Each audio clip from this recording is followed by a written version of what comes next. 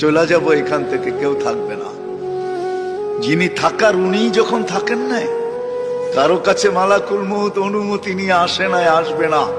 শুধু একজন মুহাম্মদুর রাসূলুল্লাহ সাল্লাল্লাহু আলাইহি ওয়াসাল্লামের কাছে মালাকুল মউত যখন আসছেন, তো আল্লাহ বলছে বন্ধুর কাছে অনুমতি নিয়ে ঢুকবে। অনুমতি দিলে ঢুকবে, নাইলে ফিরে আসবে। বন্ধু আমার, খবর তার অনুমতি ছাড়া যায় গর্জায় ঢুকা যাবে না। আমাদের কারো কাছে অনুমতি নিয়ে আসবে না, ওনার কাছে অনুমতি নিয়ে গেছেন। তারপরও বলছে শোনো, ঢুকার অনুমতি দিলেই কিন্তু হাত রাইখা দিবা না, আবার অনুমতি নিবা, রাখবা কি রাখবা না। বন্ধু যদি হ্যাঁ বলে তো রাইখো, যদি না বলে তো চলে এসো। না বন্ধু আমার। কার বন্ধু?